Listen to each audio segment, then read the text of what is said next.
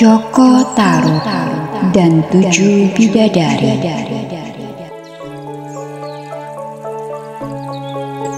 Tersebutlah seorang pemuda biasa yang kesehariannya hanya mencari kayu bakar di hutan dan berburu hewan untuk kebutuhan makan sehari-hari.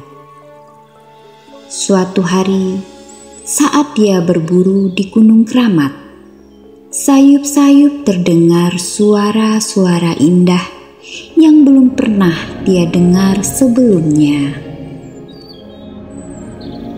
Suara itu berasal dari arah telaga bening yang ada di hutan itu. Maka terkejutlah dia saat melihat di sana ada 7 makhluk cantik nan elok sedang berendam dan bersenda gurau bersama. Terpikat oleh apa yang dia lihat, Joko Tarub pun segera menyadarkan diri dari ketakjubannya dan bergegas mengambil salah satu selendang yang terdekat dengan tempat dia berada. Sambil mengendap-endap dan bersembunyi di semak-semak, ditariknya selendang itu dan disembunyikannya. Saat senja mulai turun, wanita-wanita cantik itu pun segera mengentaskan diri dari telaga dan memakai kainnya kembali untuk segera bergegas kembali ke tempat asalnya. Saat itu juga kembali Joko Tarub terkesiap karena ternyata mereka terbang satu persatu menuju langit, dan seketika disadarinya bahwa makhluk cantik yang dia lihat adalah bidadari. Dan tinggallah salah satu dari mereka yang tidak dapat menemukan selendangnya. Dengan kebingungan, dia pun menangis panik karena saudara-saudaranya telah meninggalkannya.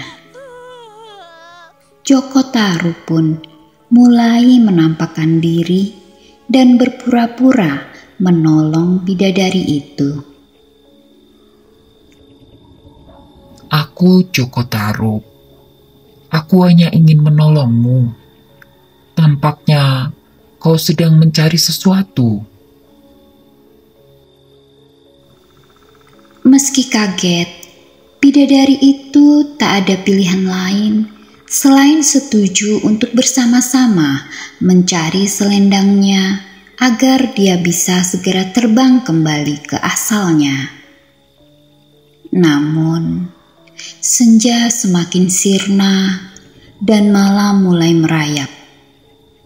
Tak diketemukannya selendang itu. Dia pun menangis putus asa. Dengan halus, Joko Tarub mendekati dan menghiburnya. Jangan menangis, Dinda. Hari sudah malam. Sebaiknya kau pulang bersamaku. Karena tak mungkin kutinggalkan kau sendiri di tengah hutan yang banyak binatang buas ini. Tak punya pilihan lain, akhirnya sang bidadari menuruti apa kata Joko Tarub. Siapa namamu? Aku Nawang Wulan.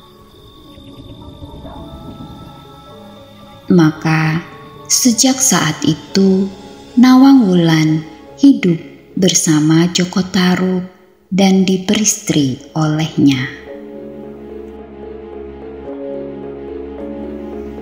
Namun, ada satu permintaan yang diajukan oleh Nawang Wulan kepada Joko Tarub, agar jangan menanyakan dan mencari tahu tentang kebiasaan-kebiasaan aneh yang nanti dia lakukan. Waktu pun berjalan dan Nawang Wulan melahirkan seorang bayi perempuan yang diberi nama Nawangsih. Hari-hari berjalan dengan baik. Nawang Wulan dengan penuh kasih sayang merawat bayinya dan memasak untuk suaminya. Namun, ada satu hal yang tak lazim yang dilakukan Nawang Wulan.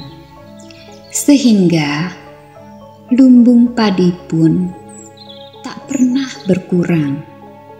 Maka terbitlah rasa penasaran Joko Tarub akan keanehan itu dan mencari tahu dengan membuka panci tempat istrinya menanak nasi. Dia pun terkesima karena hanya melihat satu butir nasi. Lalu cepat-cepat dia menutupnya kembali. Menyadari itu, Nawang Wulan pun murka dan menganggap suaminya telah lancang dan tak menepati janjinya. Sebagai bidadari, Nawang Wulan mempunyai sedikit kesaktian yang tersisa, sehingga dia bisa memasak nasi tanpa bersusah payah seperti manusia kebanyakan. Maka akibat perbuatan Joko Tarub itu, seketika hilanglah kesaktian Nawang Wulan. Sehingga sejak saat itu dia pun harus menumbuk padi sebelum memasak seperti manusia biasa. Lambat laun, lumbung padi pun cepat berkurang dan hanya tersisa beberapa ikat padi. Suatu hari, saat Nawang Wulan sedang mengambil ikat terakhir padi yang tersisa, terkesiaplah sebuah benda berwarna indah yang adalah selendang bidadari yang telah lama hilang dan dicarinya. Tak pelak, hilang kesabaran dan seketika terbitlah kemurkaannya tentang semua yang telah dilakukan oleh Joko Tarub. Dalam kemarahannya, tanpa berpikir panjang, dipakainya selendang miliknya itu dan kembali terbang ke nirwana tempat asalnya. Joko Tarub yang menyaksikan itu tak bisa berbuat apa-apa. Meski dia meratap dan memohon dengan menggendong anak mereka. Namun, meski iba, Nawang Wulan sudah bertekad untuk kembali ke asalnya. Maka, sesekali dikala bulan purnama penuh, dia turun ke bumi untuk menyusui dan melepas rindu kepada anaknya Nawangsih. Namun karena sudah tak sudi menemui Joko Tarub, maka ia menunggu hingga Joko Tarub menyingkir dan meninggalkan anaknya. Barulah Nawang Wulan sudi turun ke bumi dan menemui anaknya.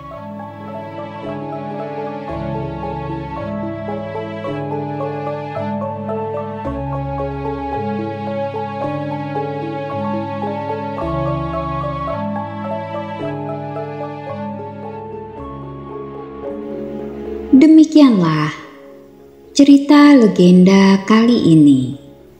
Sampai bertemu lagi di cerita legenda selanjutnya.